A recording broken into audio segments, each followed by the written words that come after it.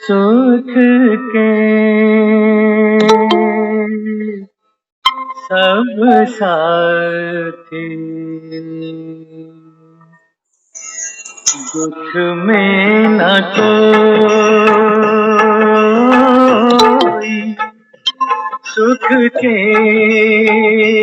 सब साथी दुख में न कोई। मेरे Ram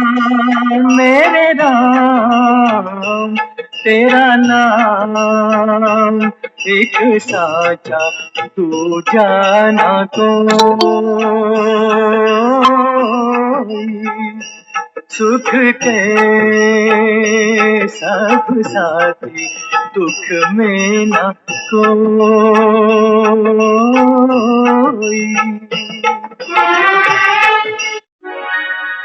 Low battery, please charge.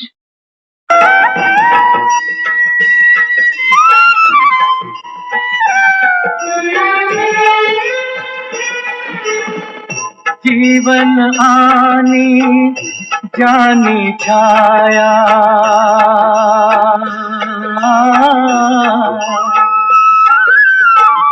जीवन आनी जानी छाया, झूठी माया झूठी काया, फिर काहे को सारी उमरिया, फिर काहे को सारी उमरिया, पाप की गठरी ढोई, सुख के सब साथी दुख में न कोई।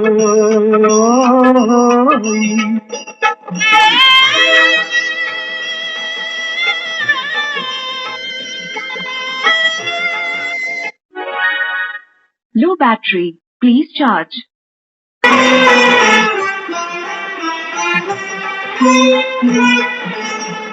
ना कुछ तेरा ना कुछ मेरा,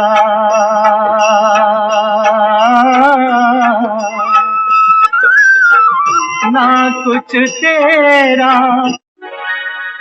Low battery, please charge.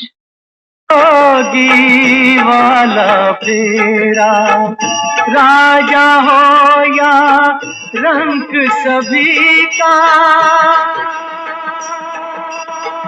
राजा हो या रंग सभी का, अंत एक सा होई, सुख के सब साथी दुख में न कोई।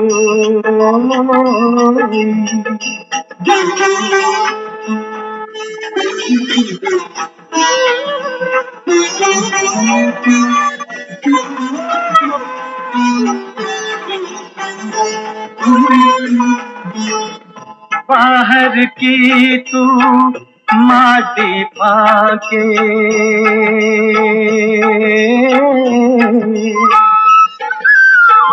बाहर की तू माटी पाके, मन के भीतर क्यों ना झाके, उजले तन पर मान किया, उजले तन पर मान किया, और मन की मैल न धोई, सुख के सब साथी दुख में न कोई। मेरे राम तेरा नाम एक साचा तू जाना कोई, सुख के सब साथी दुख में न कोई।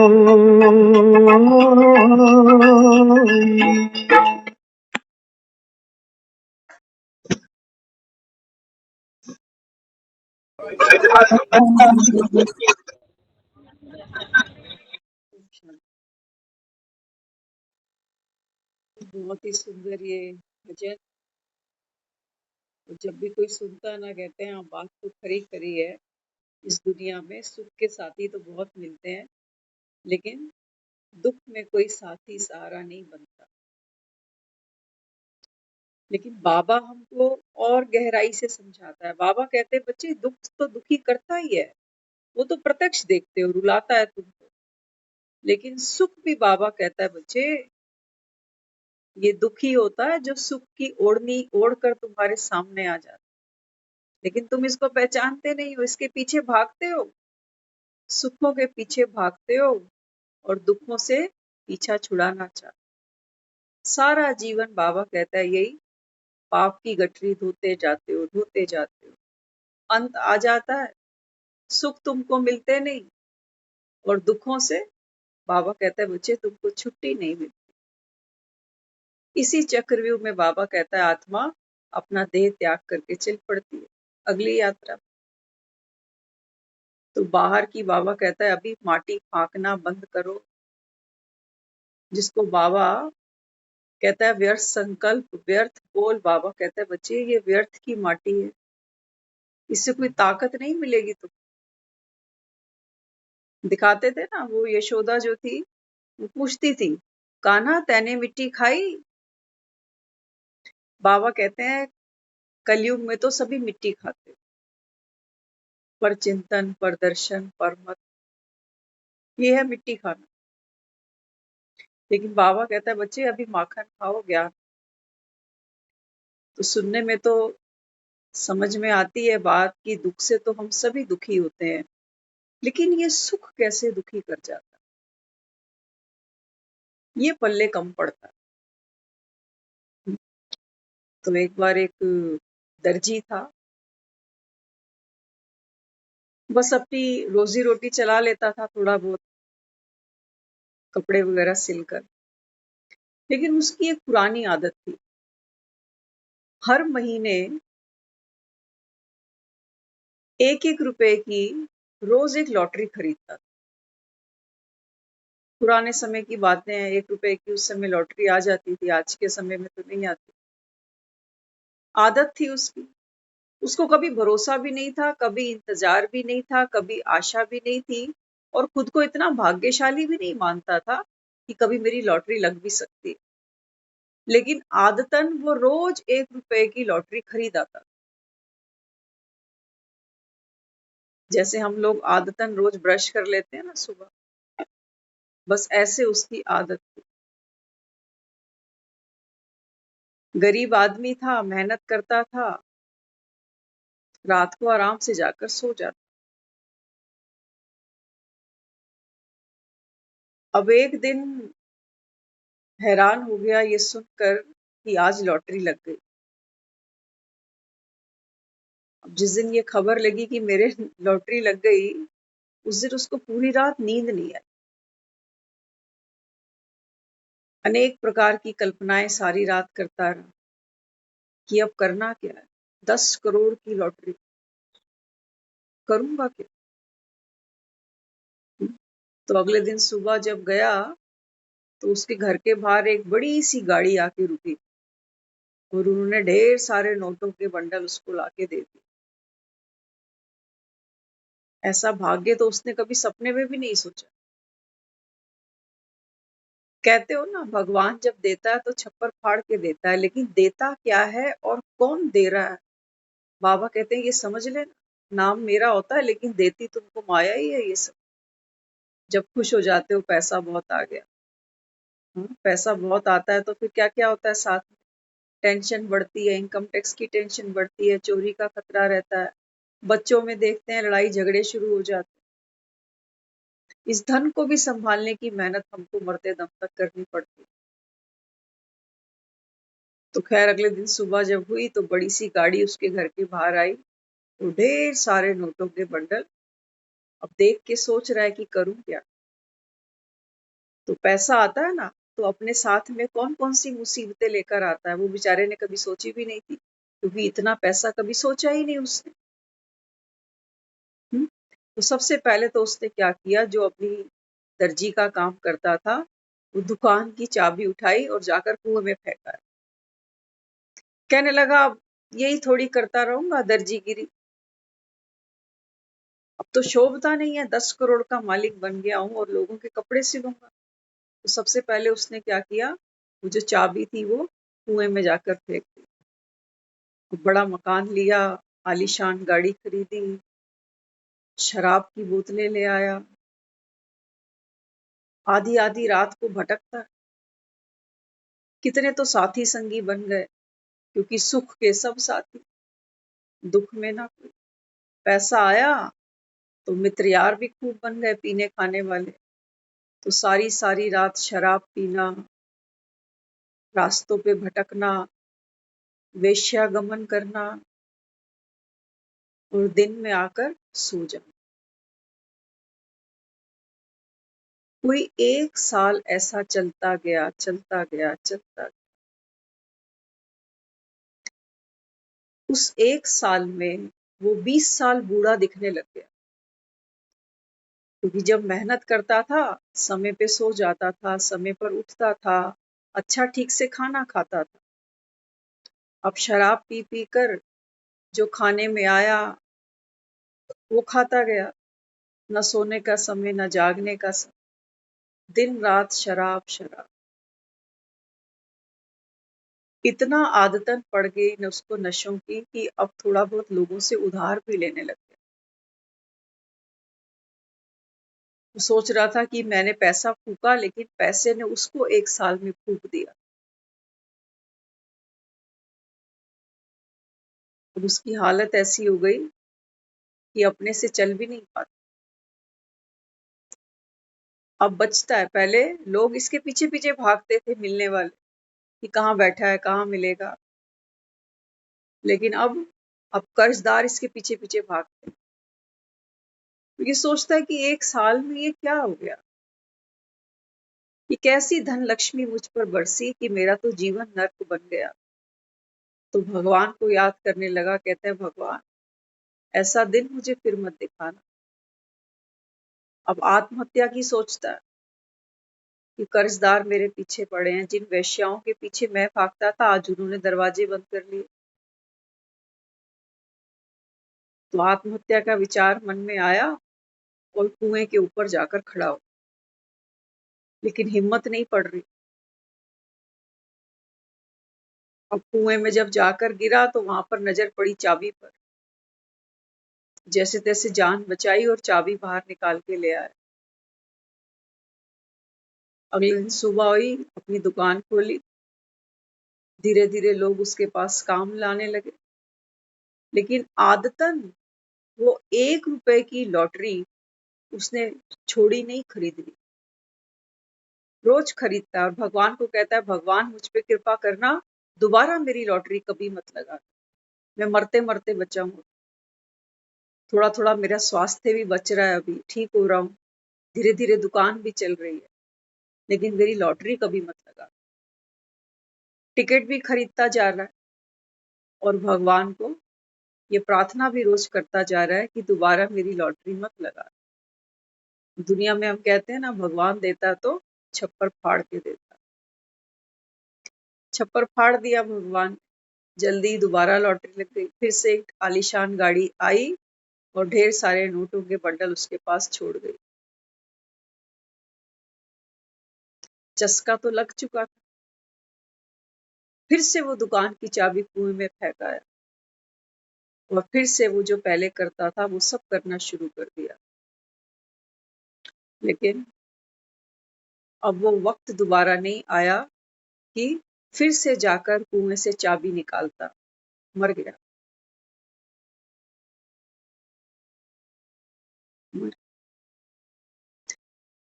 आदमी अपनी आदतों का इतना आदतन गुलाम बन चुका है, भगवान के आगे तो हाथ जोड़ देते हैं कि भगवान मेरी लॉटरी मत निकालियो, लेकिन अपने पर इतना भी कंट्रोल नहीं है कि मैं टिकट खरीदूं ही क्यों। हमारा पुरुषार्थ भी ऐसे ही। हम बाबा को कह के सोते हैं, बाबा अमृत वेला उठाना, खुद ही अलार्म लगाते। और जब वो लॉटरी लगती है ना सुबह 4 बजे अलार्म बजता है, तो जैसे उसने कुएं के अंदर चाबी फेंकी, ऐसे ही हम मोबाइल का बटन बंद कर देते, ये अभी सोना है। बाबा कहते हैं बच्चे समय बीतता जा रहा है, चॉइस आपके हाथ पे है। मेहनत करो, पुरुषार्थ करो, मेहनत से नहीं घबराओ। माया है बड़े ऊंचे ऊंचे सपने दिखाएगी, ये ऐसा मकान होना चाहिए, ऐसी नौकरी होनी चाहिए, हाँ ऐसी बहू आनी चाहिए, ऐसे जवाई मिलने चाहिए। किसी को मिले आज तक? हमारे माँ बाप ने भी यही सपने देखे थे, हमें क्या मिला? इसलिए बाबा कहता है बच्चे, ये जो देहधारियों की दुनिया है ना, इससे बाबा कहता है बच्चे बुद्धि योग तोड़ो। सबका अपना अपना भाग्य अपने अपने कर्म के अनुसार उसको मिलना है, आप बदल नहीं सकते। हम अपना ही नहीं बदल सकते, अपने बच्चों का बदल लेंगे, होनी को पलट लेंगे हम? नहीं पलट सकते। लेकिन हाँ, माया जबरदस्त पुरुषार्थ कराती है, और हम भी बाज नहीं आते। बाबा कहते हैं बच्चे करो, लेकिन बंधन में बंध कर नहीं करो, नहीं तो बाबा कहता है फिर तुम जीवन भर यही कहते रहना कि बाबा गलती हो गई, गफलत हो गई। रोज चार्ट लिखना, रोज सुनाते जाना, परिवर्तन बाबा कहता है मत करना। दर्जी ने भी क्या किया, अपने अंदर परिवर्तन नहीं किया, सब देख बैठा 1 साल के अंदर कि पैसा आता है तो कैसे इंसान बर्बाद हो जाता है, कैसे शरीर से भी लाचार हो जाता है, लेकिन अपनी आदत नहीं छोड़ पाया लॉटरी खरीदने। बाबा कहते हैं मैंने तो संगम पर बिठाकर तुम्हारी लॉटरी लगा दी, अब तुम, बाबा कहता है, इस रकम का क्या करते हो ये तुम जानो। ये जो हमको ज्ञान रतन मिल रहे हैं ना, ये मुरली क्लास जो हम सुनते हैं, ये रकम है। सुनकर सोए पड़े रहते हैं, कुंभकर्ण की तरह सोए खाए, कभी ये मिलने आ गया, कभी वो आ गया, कभी ये त्योहार आ रहा है, कभी वो त्योहार आ रहा है, कभी ये सहेली मिल गई, कभी वो सहेली मिल गई। दर्जी ने भी ऐसे ही किया, लेकिन माया ने फूंक कर रख दिया उसको 1 साल के अंदर। बाबा कहते हैं बच्चे सुखों की चाबी है तुम्हारे पास बाबा, लेकिन माया घड़ी घड़ी ये चाबी तुमसे कुएं में गिरा देती है कि कल से करेंगे, दिवाली के बाद से करेंगे अच्छा पुरुषार्थ, अभी तो दिवाली की सफाइयां भी करनी है, शॉपिंग भी है, हाँ, दिवाली के बाद से रोज सुबह 4 बजे उठा करेंगे। बाबा कहता है ना बच्चे, दिवाली से नया चोपड़ा बनाना होता है, तो हम भी दिवाली से ही बनाएंगे। फिर 2 महीने बाद नया साल आ रहा है, तो कहेंगे नहीं 24 से करेंगे, अभी तो ठंडी बढ़ गई, आज हवा चल रही है ना फर्स्ट क्लास। हाँ, माया हमसे डबल पुरुषार्थ कराएगी कि देखो तो सही कितने सूरमा बने जो कहते हैं कि हम दाता के बच्चे हैं।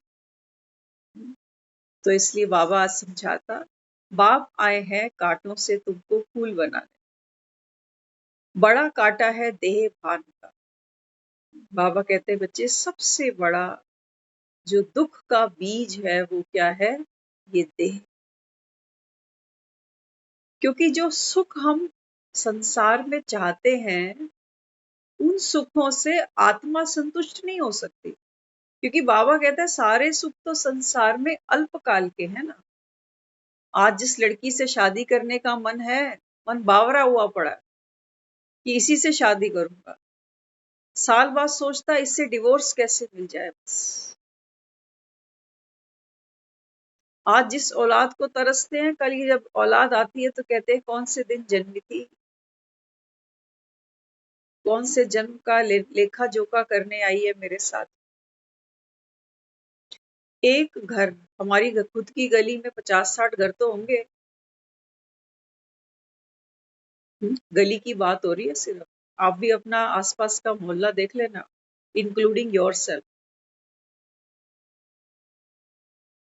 एक घर बाबा कहता है बता दो, जहां वाकई बाबा कहता है अखंड ज्योत जागती हो।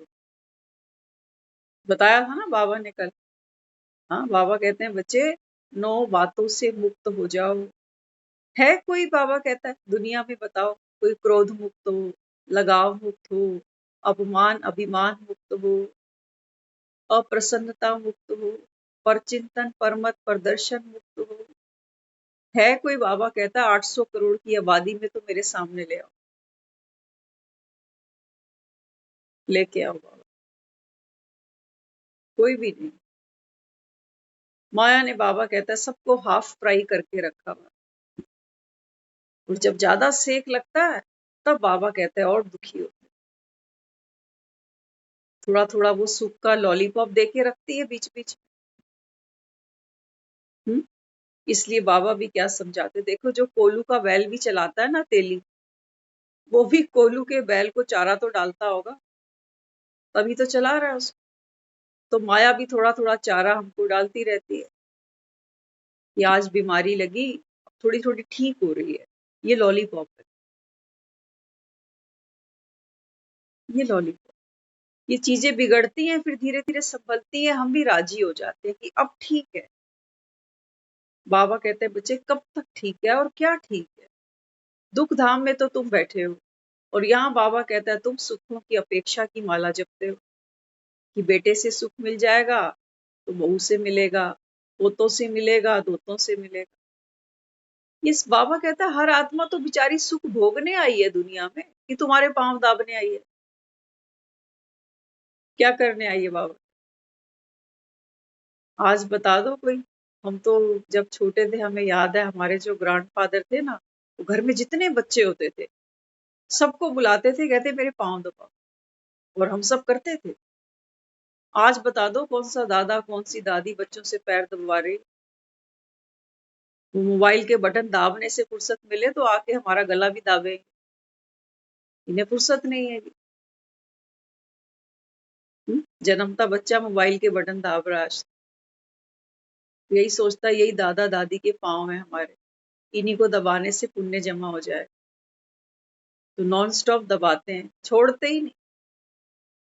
जैसे दादा दादी के पाँव दबाए ना बच्चे, और बच्चों को बोले चल अब घंटा हो गया अब सो जा, वो छोड़े ही नहीं पाँव, नहीं मुझे दबाने हैं और दबाने हैं, ऐसे मोबाइल पकड़ के बैठे हैं। तो बाबा समझाते, सबसे बड़ा कांटा बाबा कहता है कौन सा है? देह भान का कांटा। इसमें ही बाबा कहते हैं बच्चे सब विकार आ जाते, हर विकार बाबा इसी से जुड़ा हुआ। हाँ, लालच का, लोभ का, अहंकार का, गुस्से का, घृणा का, नफरत का, तेरी मेरी का, बाबा कहता है बच्चे सब विकार इसी से जुड़े हुए। ये 1 रुपए की लॉटरी बाबा कहता है बड़ी भारी पड़ेगी, सोचते तो कोई बात नहीं, लेकिन बाबा कहता है बच्चे अंत में बहुत भारी पड़ने वाली है। तो भक्तों ने बाप को किस कर्तव्य के कारण सर्वव्यापी कह दिया? बाबा कहता है देखो दुनिया तो अंधेरे में पड़ी हुई, लॉटरियां तुम खरीदते हो, और जब दुख पाते हो तो भगवान के आगे हाथ जोड़ बैठते हो कि भगवान ऐसी लॉटरी मेरी मत लगाई। लेकिन लॉटरी खरीदने से तो तुम बाज नहीं आते। ये वही बात है, जैसे हम भगवान के आगे हाथ जोड़े कि भगवान आज मुझ पे आशीर्वाद करना, आज मैं किसी को गुस्सा नहीं करूं। भगवान कहता है करने वाला तू, ना करने वाला भी तू। बाबा कहते हैं मैं तो सिर्फ समझाने दे सकता हूँ तुझे, करना ना करना बाबा कहता है बच्चे ये तो तेरा काम है। जो रोज बाबा कहता है करते आए हो, रोज 1 रुपए की लॉटरी खरीद रहा है वो, और वो सोचता है कभी लगनी तो है नहीं। लेकिन बाबा कहता है बच्चे रोज जो काम आपने किया, जन्मों जन्मों से किया, बाबा कहता है ये आत्मा का संस्कार पड़ गया। बाबा कहता है मेरे आगे हाथ जोड़ने से ऐसा नहीं होने वाला कि तुम्हारा गुस्सा छूट जाए, तुम्हारा परचिंतन छूट जाए। जब तक बाबा कहता है बच्चे आप बाप से योग नहीं लगाते, तब तक बाबा कहता है आप में किसी भी चीज से मुक्त होने की ताकत नहीं आएगी। सुन तो लोगे, सुनने में अच्छा लगेगा, ये भी समझ आएगी कि हाँ करना तो चाहिए। लेकिन बाबा कहता है जब करने की बारी आएगी तो माया मम्मी ये चाबी कुएं में फेंक देगी, तू सो जा, करने दे जिन्हें कर रहे हैं, हमें क्या। इसलिए बाबा समझाते बच्चे भक्तों ने किस कारण से मुझे सर्वव्यापी कहा, तो बाबा उसका आंसर समझाता है। बाबा कहते हैं बाप तो बहुरूपी है, जहां आवश्यकता होती है सेकंड में किसी ना किसी बच्चे में प्रवेश कर सामने वाली आत्मा का कल्याण कर देते हैं, भक्तों को साक्षात्कार करा देते हैं। इसी कारण भक्त मानते हैं कि भगवान सर्वव्यापी। समझ लेना, बहुत गहरा पॉइंट है। बाबा कहते हैं भक्त तो कहते हैं ना कि भगवान सर्वव्यापी बैठा है। लेकिन बाबा कहते हैं बच्चे, आज भी बाबा ने सुबह की जो मुरली थी उसमें बहुत सुंदर एक्सप्लेन किया। बाबा कहते हैं आत्मा कहती है ओम नमः शिवाय, कि मैं आत्मा अपने पिता को नमस्कार करती। बाबा कहते हैं एक तरफ तो तुम कहते हो सबके अंदर भगवान है, तो फिर नमस्कार किसको करते हो, किसको नमस्कार करते। बाबा कहता है आत्मा कहती है ना कि मुझे तंग मत करो, तो अगर तुम में परमात्मा बैठा है तो क्या परमात्मा तंग हो रहा है। इसलिए बाबा कहते हैं बच्चे संगम युग पर बाबा क्या करता है। बाबा कहता है जिस भी आत्मा का मुझे कल्याण करना होता है ना, किसी ना किसी बच्चे में बाबा कहता है मैं प्रवेश करना, माना ऐसे नहीं जैसे हम सोचते हैं कि वो आत्मा उसमें घुस गई, ऐसा नहीं। बाबा कहते हैं मैं तुम्हारी बुद्धि को टच कर, जैसे हम कहते हैं ना एक आइडिया आया, आइडिया आया, तो आइडिया कहाँ आता है, बुद्धि में ही तो आता है। बाबा कहते हैं बच्चे मेरी समझानी, मेरी श्रीमत तुमसे, बाबा कहता है अपना कार्य करा लेगी, तुम सिर्फ तैयारी तो रखो। जैसे हनुमान को दिखाते हैं ना खो खो खेलते हुए पोज में, हाँ, एक घुटने पर बैठा हुआ है हनुमान, एक हाथ में गदा ले, जैसे बच्चे खो खो खेलते हैं। बस बाबा कहता है इतनी तुम तैयारी रखो, देहभान से मुक्त हो जाओ। बाबा कहता है बच्चे मैं प्रवेश करके किसी भी आत्मा से तुम्हारा कल्याण करा सकता हूं।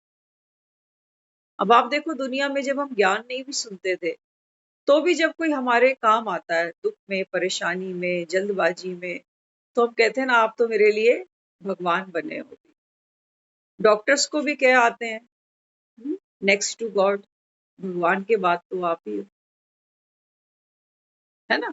तो बाबा यहाँ समझाते, बाबा कहते हैं बच्चे जब आपको किसी भी आत्मा से सुख मिलता है, और सुख का बीज क्या है, दया, प्रेम, सहयोग, करुणा, रहम दिल, कल्याण की भावना, अगर ये नहीं हो तो कोई किसी को सहयोग क्यों करेगा, है ना। बाबा कहते हैं बच्चे यही तो मेरी श्री। लेकिन दुनिया जब किसी को सहयोग करती है ना, तो बाबा कहता है करती तो ये भी मेरे ही नाम से है, कि आज किसी की मदद कर दी तो भगवान बैठा है, भगवान देगा इसका सिला मुझे। हाँ, लेकिन बाबा कहता है बच्चे वो मिट्टी मिट्टी को संभालती है, रिश्तेदारों की सेवा करते हैं जाकर, करते हैं ना। माँ बच्चों के लिए पूरा जीवन खाना बना रही है, मेरे बच्चे, मेरे बच्चे। एक आत्मा अपने पूरे जीवन में देखो किस किस के हाथ से सेवा लेती है। बाबा ने ये जो पूरा ऐसा सिस्टम बनाया है ना, सेवा करना और कराना, ये हर आत्मा के पार्ट में आता है। एक बच्चा दुनिया में आता है, पहले माँ के हाथ से खाना, अगर सबकी फिल्म ओके रही तो कई बार माँ भी बेचारी जन्मते ही बच्चा चल पड़ती, है ना। लेकिन एवरेज अगर देखा जाए तो कोई भी आत्मा जब जन्म लेती है तो पहले माँ संभालती है, उसके बाद फिर कोई बहन होती है, मौसी होती है, कोई बुआ होती है, वो संभालती है थोड़ा थोड़ा, है ना। सुख लेता है वो बच्चा, बहुतों से लेता है।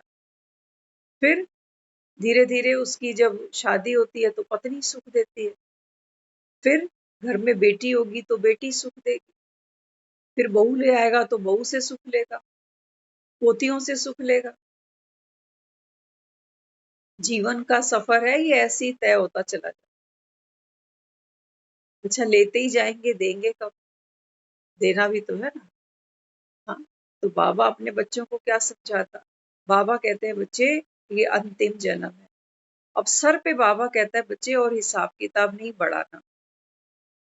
इसलिए बाबा कहता है अब ये अंतिम जन्म है, जितना हो सके बाबा कहता है अपना कर्म, अपना जो कारज है वो खुद करो। किसी से बाबा कहता है देहभान में आके सेवा नहीं लो कि रिश्ते में तो मैं ये हूं ना, तो मेरी सेवा करे ये, नहीं करते तो तुम दुखी होते हो। बाबा कहता है देह भान में आकर, कोई मजबूरी है, बाबा कहता है कोई नहीं, लेकिन देह के भान में आकर बाबा कहता है किसी पर हावी नहीं हो जाना, कि करें करेंगे क्यों नहीं। इसलिए बाबा यहाँ समझाता, बाबा कहते हैं बच्चे, फिर इसी कारण भक्त क्या समझते हैं कि भगवान सबके अंदर है। आज देखो लड़ाइयां चल रही हैं, एक दो को मारने में लोग पीछे नहीं हटते। क्या कहेंगे, भगवान है सबके अंदर। बाबा कहता है बच्चे अंतिम समय चल रहा है, बिल्ले लड़ेंगे आपस में। घर घर में बाबा कहता है महाभारत लगी हुई है। और बाबा कहता है महाभारत के बाद ही क्या होगा, स्वर्ग के गेट खुलेंगे, कौरव हारेंगे और पांडव सेना बाबा कहता है जीतेगी। ये निश्चित है बाबा। इसलिए बाबा कहता है ये मेरा छोटा सा गुलशन है, ह्यूमन गुलशन। गुलशन कहते हैं हम गार्डन को, बगीचे। तो बाबा कहता है ये मेरे रूहानी सब फूल बैठे हैं गुलशन के अंदर। बगीचा है स्वर्ग और जंगल है ये कांटा नर्क। बाबा कहता है मैं तुमको नर्क से निकाल कर स्वर्ग की तरफ ले जा रहा हूं, लेकिन माया घड़ी घड़ी तुमको पीछे खींचती है, पुरुषार्थ नहीं करने देती। कई रोज मुरली नहीं सुन पाते, वो बाद में फिर पूछते रहेंगे मुरली भेज दो, मुरली भेज दो। जब गंगा बह रही है तब टाइम नहीं मिल रहा, तब माया के साथ गले लगकर सो रहे हैं रजाइयों के साथ। बाबा कहते हैं बच्चे कब्रों में सोओगे तो तुमको कौन आएगा उठाने? कोई नहीं कहेगा आओ मुरली सुन। जब तक बाबा कहता है प्राण है तन में, तब तक तो बाबा कहता है बच्चे बाप के बनो। हाँ, बाबा कहता है बच्चे कल्प कल्प में परमात्म प्यार फिर नहीं मिलेगा तुमको। भगवान कह रहा है, रोज कहता है, लेकिन हमें भरोसा ही नहीं आता। दुनिया के प्यार के लिए हम तो एक टांग पे खड़े रहते हैं उनके लिए। लेकिन जब भगवान आता है तो कहते हैं ठीक है आज नहीं सुनी कोई बात नहीं, कल सुन लेंगे। एक ही तो बात है ना, अपने को आत्मा समझो, अब घर जाना। बच्चे हिसाब किताब चुप करो, ये तो हमको रट्टा ही पड़ा। रोटी तो रोज ही खाते हैं, रोटी का स्वाद अच्छे से पता है, फिर क्या जरूरत है रोज रोज मगजमारी करने की। एक दिन छोड़ो, अगले दिन खा लेंगे। लेकिन नहीं, पेट में चूहे दौड़ते हैं तो कल की खाई हुई रोटी काम नहीं आती, फिर से बनाने बैठते हैं। ऐसे ही करते हैं ना। बाबा कहता है बच्चे आत्मा ये खाली पड़ी है जन्मों जन्मों से, मांगती भी है बेचारी। तभी तो बाबा कहता है देखो सारा दिन पुरुषार्थ करते हो, नोट कमाने जाते हो, बच्चे परिवारों को देखते हो, गृहस्थी जमाते हो, क्या क्या नहीं करते हो। तो बाबा कहता है ऐसा अंत में एक कांटा चुभोती है मृत्यु, जो बाबा कहता है नर्क में थे और नर्क में ही बाबा कहता है फिर खत्म हो जाते हो, नर्क से निकलते ही नहीं। नरक से निकलने का पुरुषार्थ ही नहीं करते। वो कहते हैं ना, नन्ही चींटी दाना लेकर कई बार चढ़ती और गिरती है, फिर भी चढ़कर उतर कर चढ़ना उसको नहीं अखरता है। बाबा कहते बच्चे ये तुम्हारा पुरुषार्थ है, कोई बात नहीं, नन्ही चींटी जैसे ही सही, लेकिन चलो तो सही। कोशिश करने वालों की कभी हार नहीं होती। हम कोशिश ही ना करें, कोशिश ही ना करें। बाबा कहते हैं गफलत करी, तो बाबा कहते हैं बच्चे जब रिजल्ट आएगा तो अंत में बाबा कहता है फिर खून के आंसू रोने पड़ेंगे। हर कोई जब दुनिया से जाता है ना, तो अंत में उसके लिए हम शांति का पाठ रखवाते हैं, शांति का पाठ रखवाते हैं। क्यों? क्योंकि पूरा जीवन जो आत्मा ने जद्दोजहद की किस लिए? नोट कमाए किस लिए? परिवार बच्चा किस लिए? कहते हैं ये सब होगा, धन होगा, शरीर अच्छे होंगे, रिश्ते अच्छे होंगे, तो सुख मिलेगा, सुख मिलेगा तो शांति आ जाएगी। बाबा कहते हैं बच्चे यहाँ तो कुछ भी नहीं मिलता। दूध के दांत निकलते हैं, वो टूट जाते हैं, फिर जो दांत निकलते हैं अंत में वो भी टूट जाते हैं। कितने पक्के दांत होते हैं। तुम्हारे सुख भी बाबा कहते हैं ऐसे ही हैं, समय आएगा तो ये दांतों की तरह हिलने लगते हैं। फिर कोशिश कर रहा है इनको पकड़ के रखने की, ये हिलने वाले दांत कभी नहीं रुकते थे। ऐसे ही बाबा कहते हैं तुम्हारे सुख भी हैं, आज तो लगता है कि बड़े पक्के हैं, पैसा बढ़ता जा रहा है, रिश्ते अच्छे से होते चले जा रहे हैं, शरीर का सुख ले रहे हैं, खा रहे हैं, सो रहे हैं। लेकिन बाबा कहते हैं बच्चे समय आएगा, कैविटी लगेगी इन दांतों को, खूब मौज ली तुम। बाबा कहता है विकारों की कैविटी छोड़ेगी नहीं तुमको, ये दांत हिलेंगे। इसलिए बाबा कहता है बच्चे समय रहते ज्ञान को चबाना शुरू करो। चबा चबा कर बाबा कहता है इस ज्ञान को धारण करो, ताकि आत्मा शक्तिशाली बन जाए। देखते हो ना दुनिया में पेशेंट जब खा नहीं पाता तो डॉक्टर फिर नलियां लगा देते हैं, ग्लूकोज चढ़ा देते, कि शरीर में कुछ तो जाए जिंदा रहने के लिए। बाबा भी कहता है बच्चे जब तक हो, भले ही बाबा कहता है बीमार हो, लेकिन लेट के तो बाबा कहता है मुरली सुन सकते हो ना। ये बाबा बात बीमारों के लिए कर रहा है, हम में से कोई बीमार नहीं है। और 9 बजे ना तो अभी लेटने का टाइम है, घरों में इस समय काम चल रहे हैं,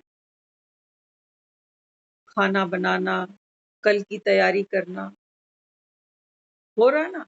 सारी दुनिया लगी पेट के पीछे ही लगी। अपने घर में चेक करो, हम रसोई में कितने घंटे होते हैं। सुबह भी जाते हैं, दोपहर में भी जाते हैं, शाम को भी जाते हैं, रात को भी जाते हैं। चारों पहर हम अपनी रसोई में जरूर जाते हैं,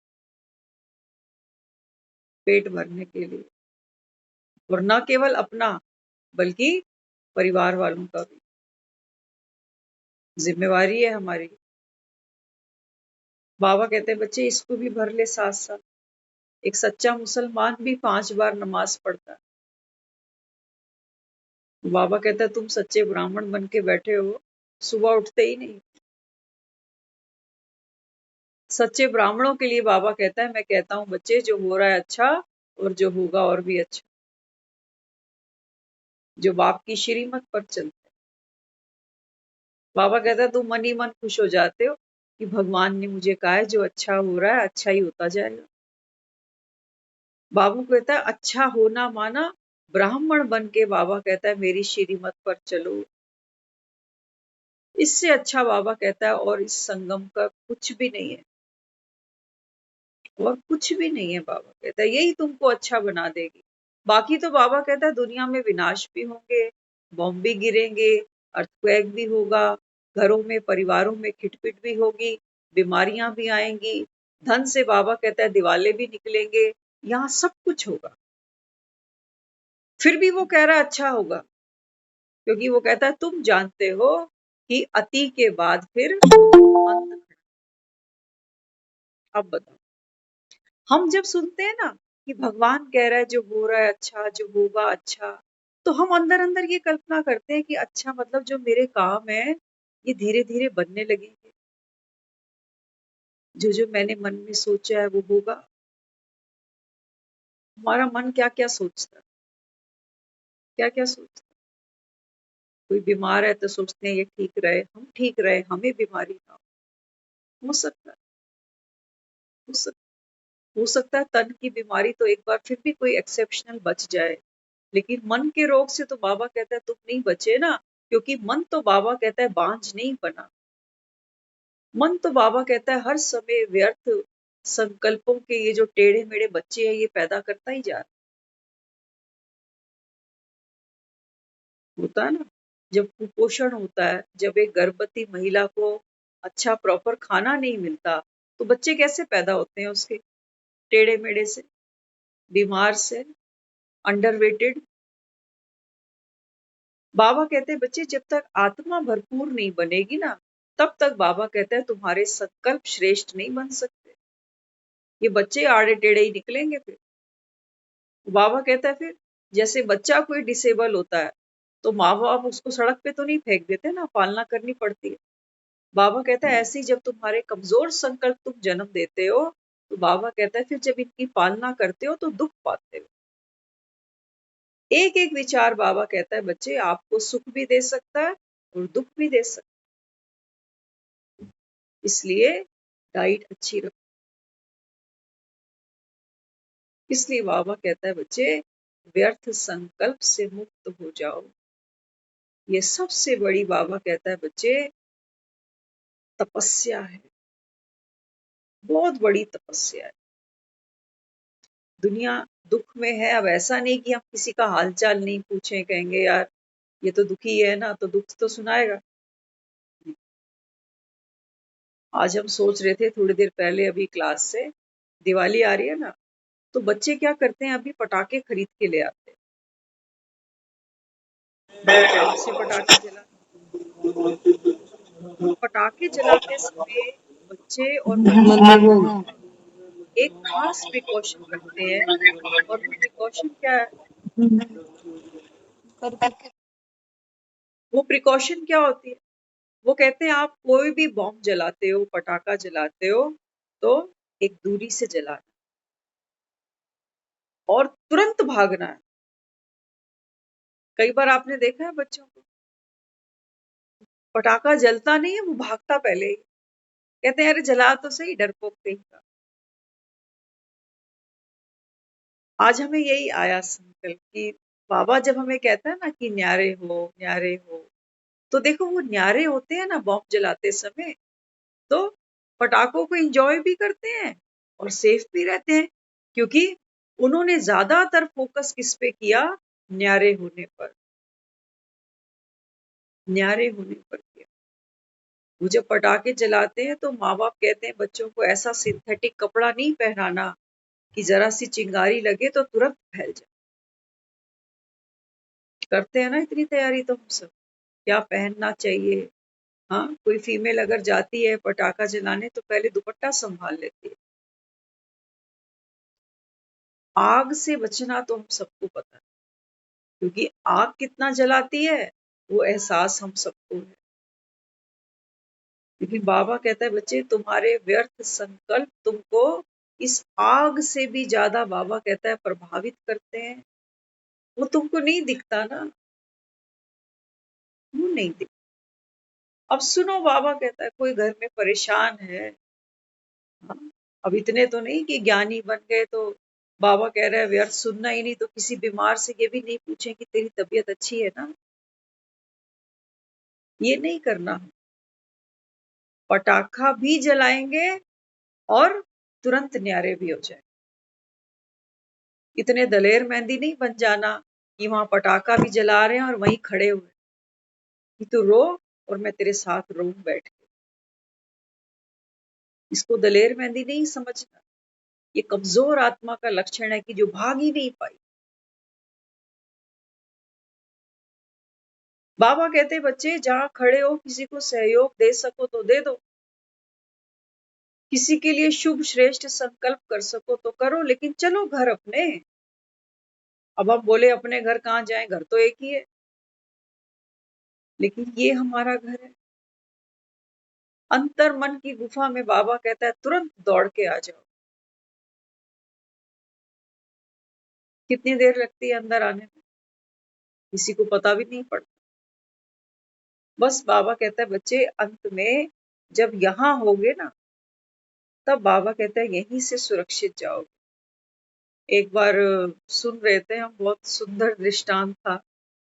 वो कहते हैं मौत आई किसी को तो मौत ने कितने चक्कर लगा दिए। अब जिसको लेने आई थी वो घर पे ना मिले, घर पे ही ना मिले, घर पे ही ना। मौत दुखी हो गई, वो कहने लगी मैं जब जाती हूँ ये मुझे मिलता ही नहीं है, कहाँ पकड़ूं जाके इसको।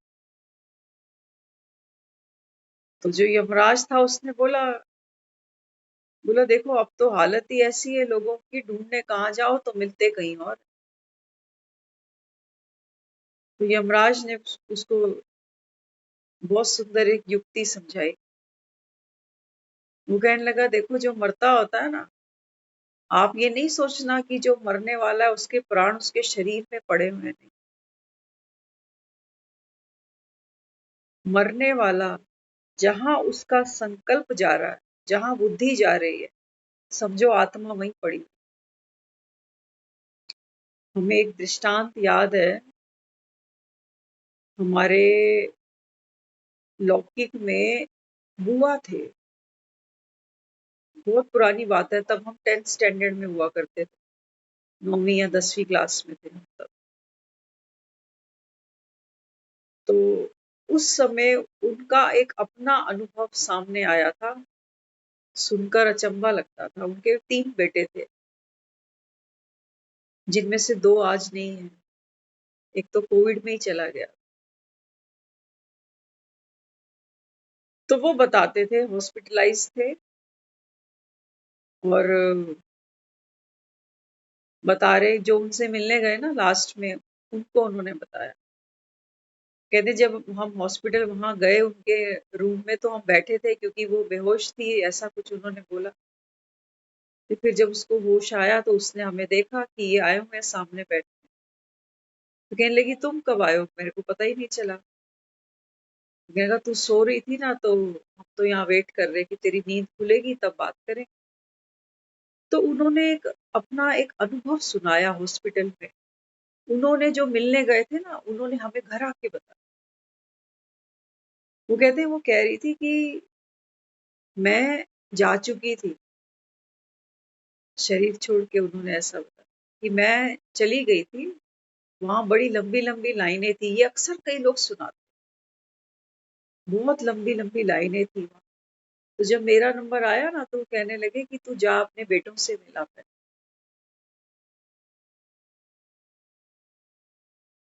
तो संजोग की बात है वो बेटे एक ही समय सब इकट्ठे थे। तो बेटों से मिली, वो कहते हैं जैसे ही हम घर पहुंचे फोन आ गया कि वो तो चली गई।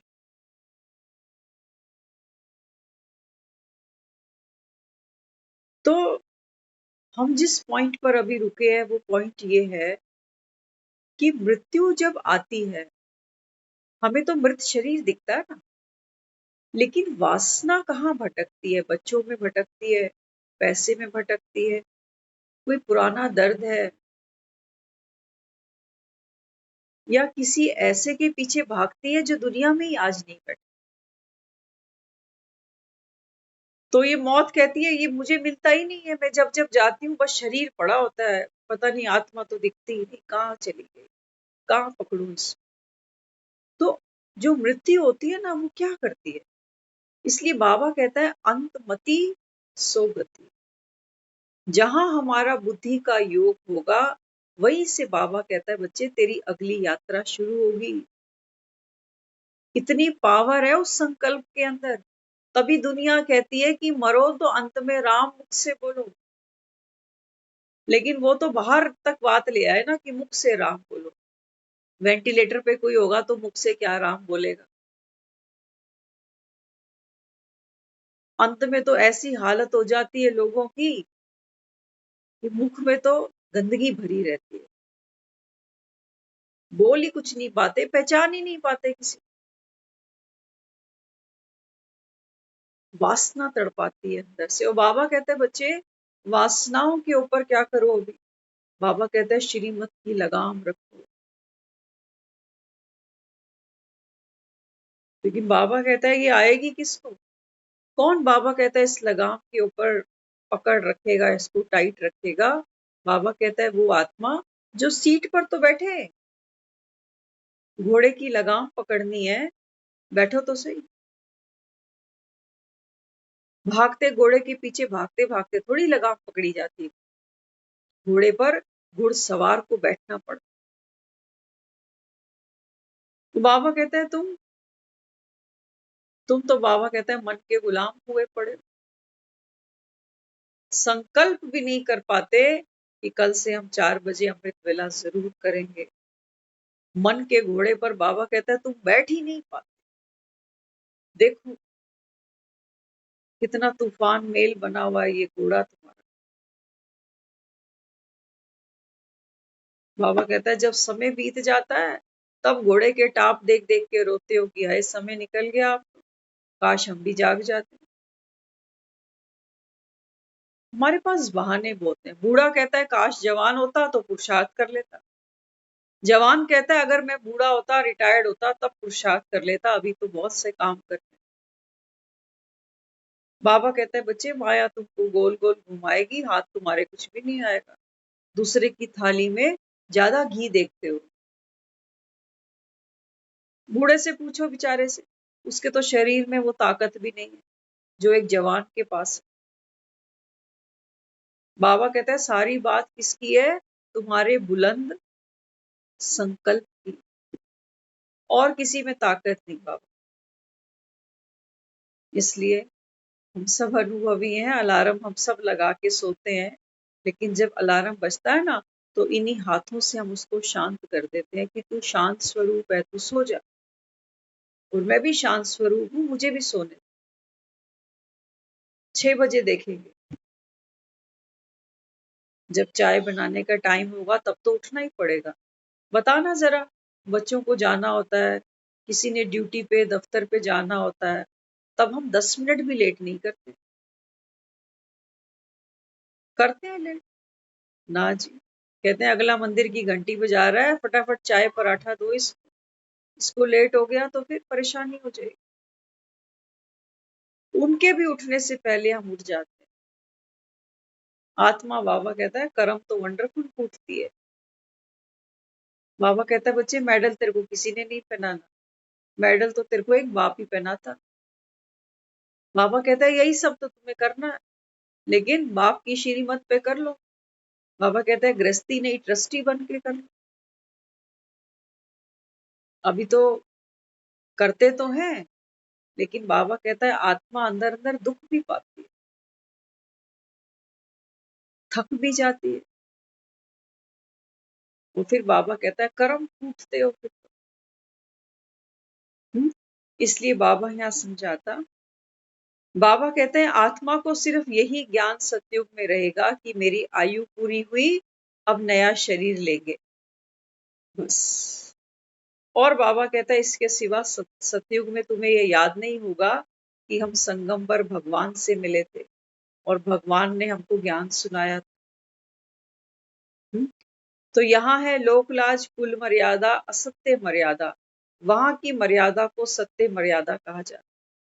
बाबा कहते हैं बच्चे अभी ये जो कलयुग है ना, जिसकी तुम लोक लाज मर्यादाओं को समझते हो, बाबा कहते हैं बच्चे ये तो झूठी मर्यादा है। बाबा कहते हैं बच्चे ये झूठी मर्यादाएं हैं जो कलयुग में तुम, बाबा कहते हैं, संभाल कर बैठे हो।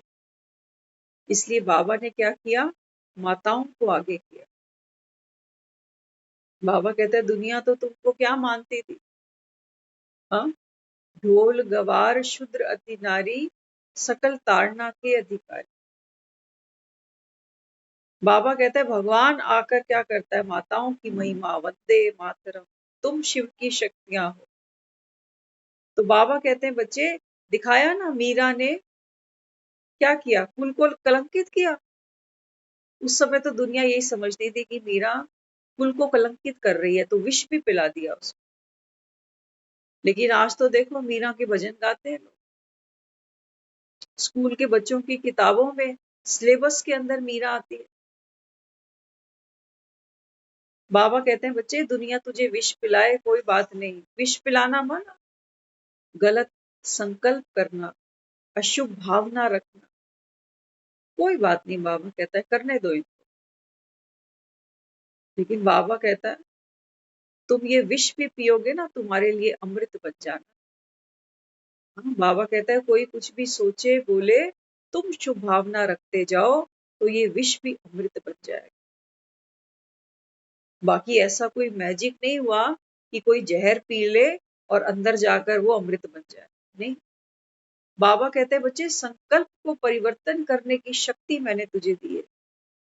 कोई बाबा कहता है गलत विचार तेरे लिए करे, अशुभ बोले, निंदा करे, चुगली करे, बाबा कहता है बच्चे तू अपनी श्रेष्ठ भावना से, शुभ कामना से उस विष रूपी विकार को, संकल्प को काट के बाबा कहता है अमृत बना सकते हो।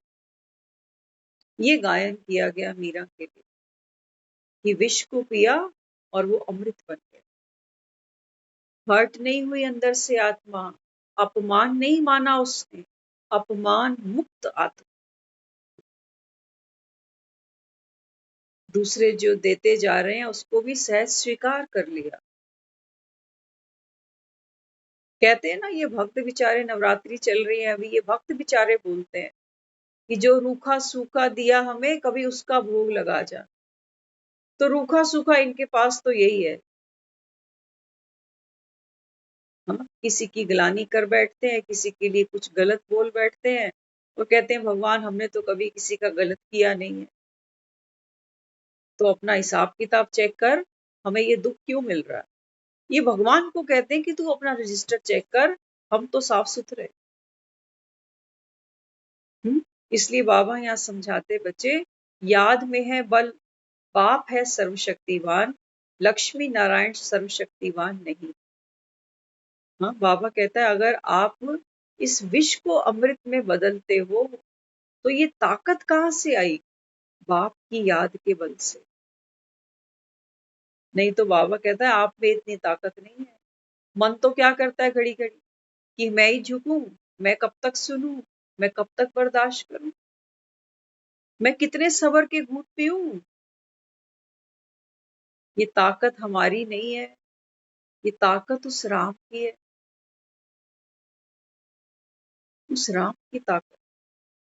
हाँ, इसलिए बाबा कहते बच्चे, जैसा स्टूडेंट वैसी खुशी जास्ती हो। जितना बाबा कहता है आप पढ़ाई में पुरुषार्थ करते हो, कहता है ना बाबा पढ़कर पढ़ाओ। एक भी मुरली ऐसी नहीं है जिसमें बाबा बच्चे को ये नहीं कहता कि बच्चे जाओ दूसरों को समझाओ, अखबारों में डालो, प्लेन से बाबा कहता है पर्चे फेंको। लेकिन बाबा कहता है ये कबूतर ऐसे हैं जिनकी चोंच बंद ही रहती है, क्योंकि इनको खुद ही निश्चय नहीं, खुद ही कोई प्राप्ति नहीं करी, तो दूसरों को फिर क्या बोले कि भगवान आ गया। गाने सुना रहा है रोज 9 से 10, आओ तुम भी सुन लो। मिला तो हमें कुछ भी नहीं, मिला कुछ भी नहीं। हाँ, बाबा कहते हैं बच्चे जब तक आप मुझसे संबंध नहीं जोड़ोगे, जिनके साथ संबंध है ना हमारे, दिन में 5-6 बार फोन आते हैं उनके, नहीं आते तो हम पूछते हैं आज फोन क्यों नहीं किया तूने। होता है ना, जहाँ संबंध होता है वहाँ कम्युनिकेशन होता है, जहाँ कम्युनिकेशन होता है वहां से प्राप्ति होती है। सारों को तो हम फोन नहीं लगाते, कितने रिश्तेदार हैं हमारे, लगाते हैं सबको फोन। लेकिन हम देखो, हमें तो कितने साल हो रहे हैं, अभी अनीता दीदी को ध्यान होगा, अनीता दीदी सुबह सुबह पहला फोन हम इन्हीं को लगाते हैं। बाबा ने कौन सी कड़ी जोड़ी हमारी, हाँ, कई बार हम सोचते हैं कि 1 घंटा तो कोई रिश्तेदारी में भी रोज बात नहीं करता हो, लेकिन हम 1 घंटा रोज बाबा को याद करते हैं, मुरली सुनते हैं। कभी हुए बोर? कभी ऐसा लगा कि रोज इसका फोन आ जाता? कोई हमें रोज फोन करे रिश्तेदारी, इसकी बातें उसकी बातें रोज 1 घंटा करे। सच कह रहे हैं आपको, आप करके देखना, 15वें दिन आप फोन उठाना बंद कर दो। आप कहोगे इसकी चिक चिक सुन के मेरा सर दर्द होने लग जाता,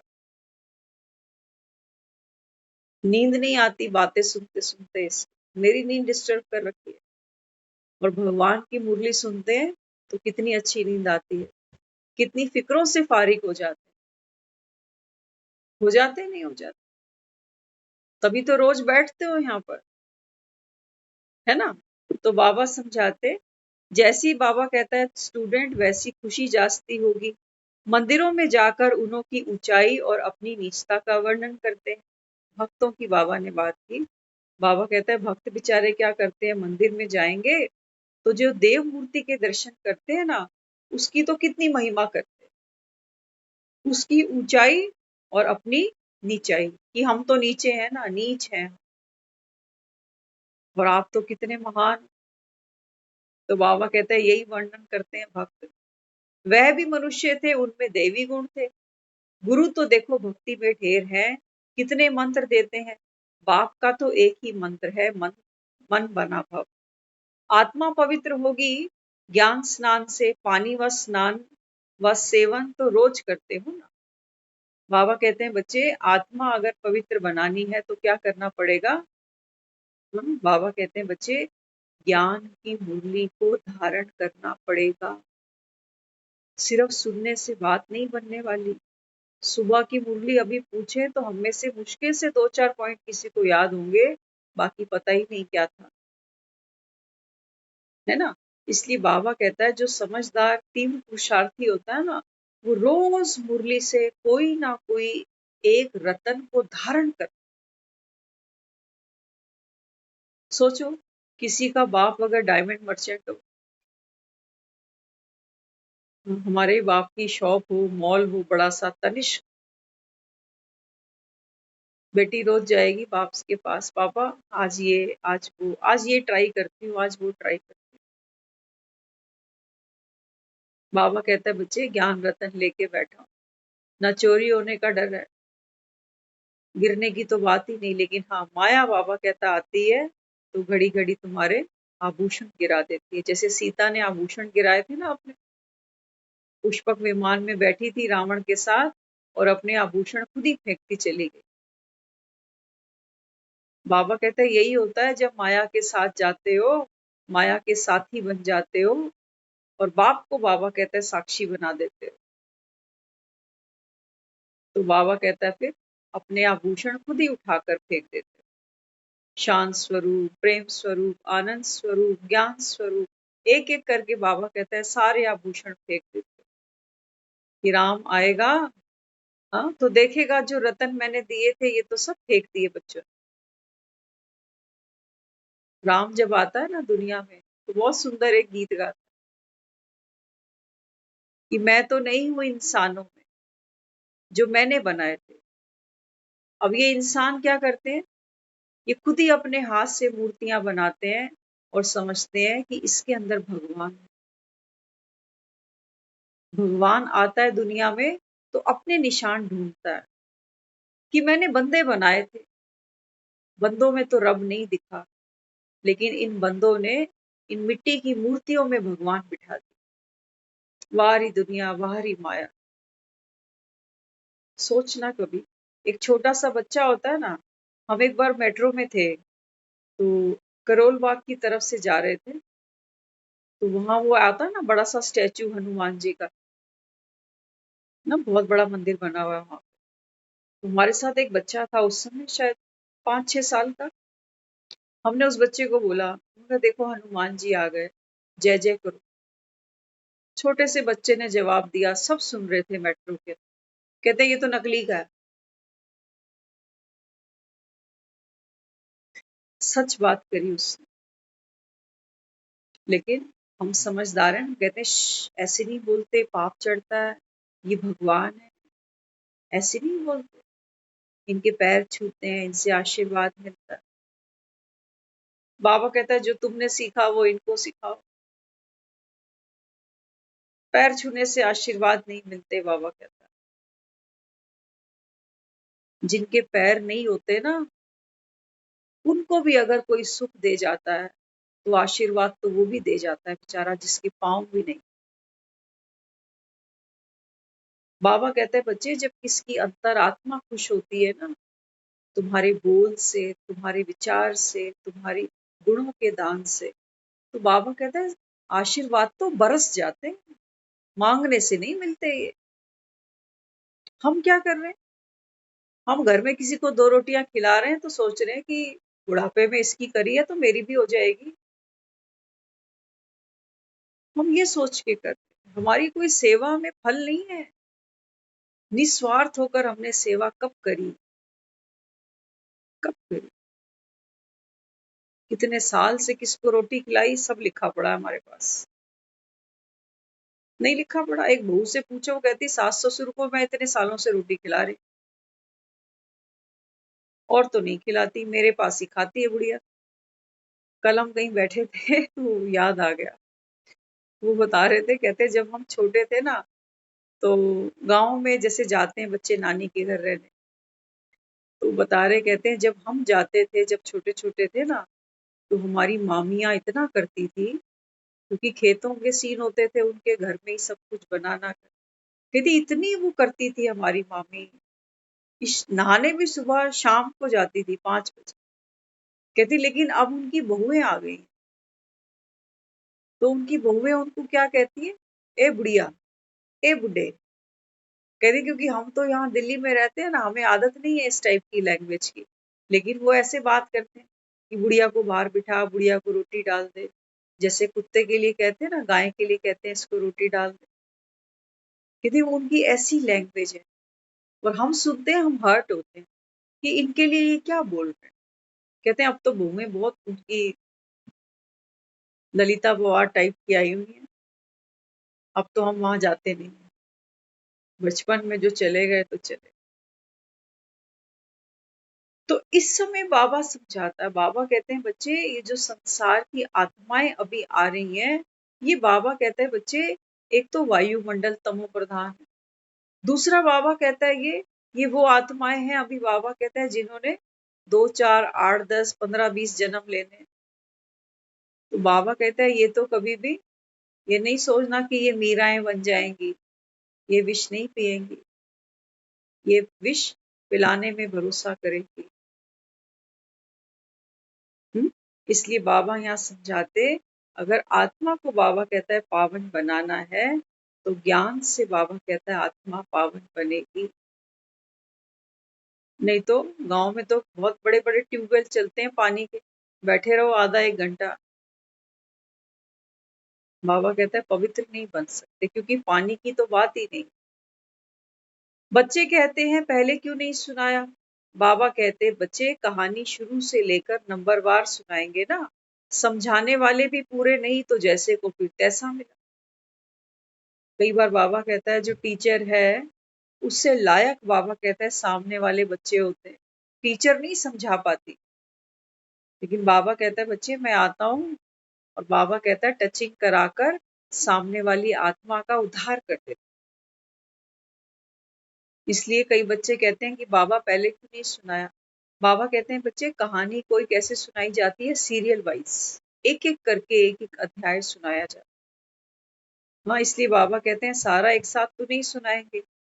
कहाँ कहाँ देखते हैं आदमी समझदार हैं, बच्चे शरूर नहीं, माना होशियार नहीं, तो उनमें प्रवेश करके मदद कर देते हैं। एक ही कथा सुनाई भी एक में। बाबा कहते हैं देखो कथा भी एक है, जिसको तीजरी की कथा कहो, सत्यनारायण की कथा कहो, अमरनाथ की कथा कहो, पूर्णमासी की कथा कहो, बाबा कहता है कथा एक ही है, सुनाने वाला भी एक ही है, लेकिन बाबा कहता है बनने वाले बच्चे नंबरवार। तो ब्रह्मा के लिए पूछते हैं, बोलो लिखा हुआ है भगवान हूँ आज, मैं साधारण तन में आता हूँ, सजा हुआ श्री कृष्ण ही 84 जन्म लेकर फिर साधारण बनता है, साधारण ही कृष्ण बनता है। स्थापना जो करते हैं फिर वो पालना भी करेंगे। भक्ति मार्ग है दुबन माना दलदल, गले तक डूब जाते हो, ज्ञान से फिर मैं तुमको पार ले जाता हूँ। बाप के साथ सर्विस करने वाले तुम ब्राह्मण ही हो। बाबा समझाते हैं बच्चे, जो श्री कृष्ण को सजा हुआ दिखाया, हाँ, सोना श्रृंगार दिखाए हैं इस आत्मा के, बाबा कहते हैं यही श्री कृष्ण फिर साधारण बन जाता है, ब्रह्मा बनता है। और बाबा कहते हैं फिर अभी ये क्या कर रहा है, स्थापना कर रहा है ना, सतयुग की स्थापना के निमित्त बनी है आत्मा। तो बाबा कहते हैं फिर पालना भी बाबा कहता है यही आत्मा विष्णु बनकर करे। तो तुम बच्चे जानते हो कि इस समय स्थापना, पालना और विनाश का कार्य कैसे चलता है। तूफान तो तोहफा समझ क्रॉस कर संपूर्ण संपन्न बनो, अलबेलेपन को समाप्त कर स्व चिंतन में रहे, स्व चेकिंग करो। बाबा कहता है जब भी फुर्सत मिले ना, भीतर आ जाओ। भीतर माना, बाबा कहता है अपने विचारों को चेक करो। विचार बाबा कहता है बच्चे तुमको सुखी बना सकते हैं, तुम्हें भी और दूसरों। लेकिन बाबा कहता है अगर विचार पर चिंतन की तरफ चल पड़ा तो बाबा कहता है फिर दुख तुम भी पाओगे और फिर ये पाप का खाता बाबा कहता है जमा हो जाएगा, क्योंकि जिसके भी प्रति नेगेटिव जाएगा, व्यर्थ जाएगा, वो आत्मा उसको कैच करती है। एक तरफ से हम उनकी मनसा सेवा कर रहे हैं और दूसरी तरफ से हम उन्हीं के लिए नेगेटिव सोच रहे हैं। तो ये कैसे डॉक्टर हैं जो एक टाइम पर दवाई दे जाते हैं और दूसरे टाइम पर उसी पेशेंट को गलत दवाइयां दे जाते हैं, है ना। तो बाबा कहते हैं क्या करो, बार बार बाबा कहता है स्व की चेकिंग करो, स्व दर्शन करो बाबा। इसलिए आज का जो पुरुषार्थ है, बाबा कहते हैं बच्चे बाप आए हैं तुमको कांटों के जंगल से निकाल कर सत्युग के, बाबा कहते हैं गुलशन में ले जाने के लिए। तो सारा दिन में बाबा कहते हैं बच्चे मुक्त हो जाओ, अप्रसन्नता से मुक्त हो, दिल शिकस्त से बाबा कहता है मुक्त बन जाओ। उसके लिए बाबा कहता है ज्ञान का मनन चिंतन करो, मन मना भव। बाबा कहते हैं कर्म योगी बनकर एक एक कर्म करते चलो, मेरे बोल से, मेरे विचार से, मेरे कर्म से सबको सुख मिले। तो बाबा कहता है जब सबको सुख देते हो तो तुम, बाबा कहता है, सुख का पात्र बन जाते हो, फिर तुम्हें मांगने की जरूरत नहीं। तुम स्वयं, बाबा कहता है, सुखदेव बन गए, दाता समान बन गए। और यही हमारा पुरुषार्थ है, यही हमारा लक्ष्य भी है। ओम शांति।